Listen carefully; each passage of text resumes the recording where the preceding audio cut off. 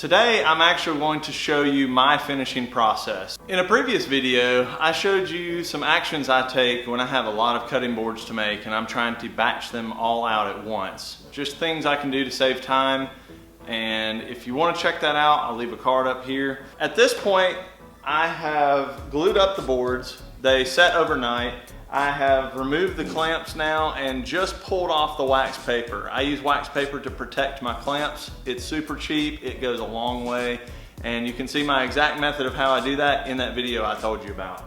So now I'm just going to run them through another process and I'm going to show you exactly what I do. So first for me is removing some of the glue squeeze out. I have tried different methods of scraping this off or removing it or wiping it as it's still wet or whatever. I find a lot of that to take up a lot of time, and or paper towels or rags to wipe it all off. I have found I can take very light passes through the planer a couple of times and it gets rid of most of the glue.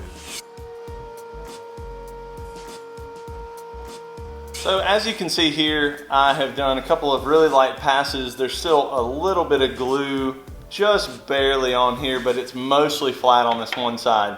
So now what I'll do is flip it over, run it through the same amount of times, just a few times, and I actually like leaving a little bit of glue showing there so that I can refine that on the drum sander. Once I'm at the drum sander, I send it through a few times to get a nice, smooth surface. When I'm trying to figure out how to set the drum sander, this is what I do. I place the material underneath where it will touch the drum. I rotate the drum by hand while cranking it down until there is a little friction on the board. At that point, I remove the board, close the lid, crank it a tiny bit more, and send it through. Next up is adding the crosscut sled up here to my table saw and actually just kind of trimming it up, making it back square. I don't try too hard ahead of time while I'm gluing them up to make everything super square, because I know it's going to get out a little bit. So I just trim them up at the end and everything looks great.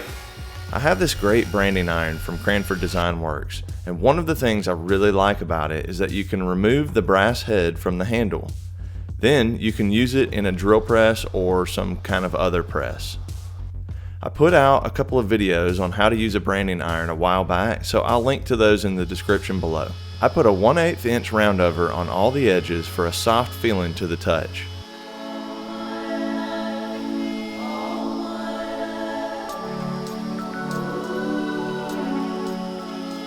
Next up is to raise the grain. I've got a squirt bottle here with some water in it, and I just give these a light spritz and kind of cover all the surface.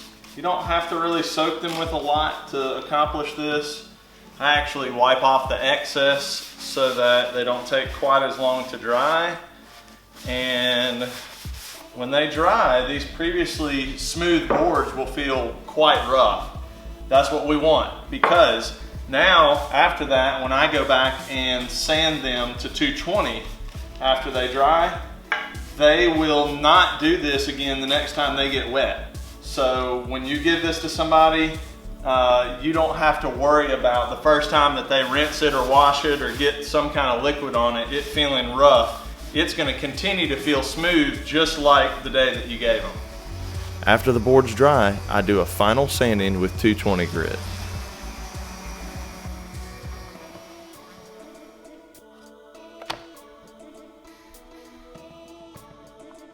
Then I blow off all the dust and it's time for an oil bath.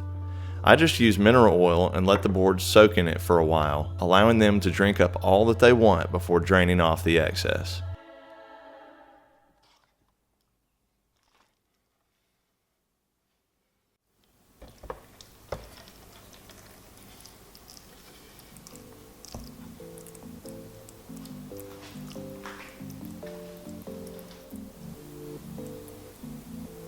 Then after it's soaked for a while, I actually pull it out and set it on these sticks that you can see across here. I've cut some grooves in them so that when the oil runs across, it hits those grooves and drips back down into the pan.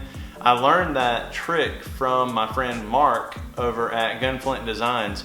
I'll link below to one of his videos that he made this cool chaotic cutting board, and he used that method for this kind of thing. This seems to be what I get the most consistent results out of. Letting these things soak as long as I did and then sit here overnight, pretty much all of it has either dripped off or soaked in, and there's just a little bit left on the top that you can kind of see a little bit of oil on it, and possibly right here on the bottom where it was sitting, yeah, just a little bit right there. And then these things are ready to have some rubber feet put on them. So that's how I finish my boards. If you have any questions or if you do it a different way, I'd love to hear about that. Leave me a comment down below, and thanks for watching.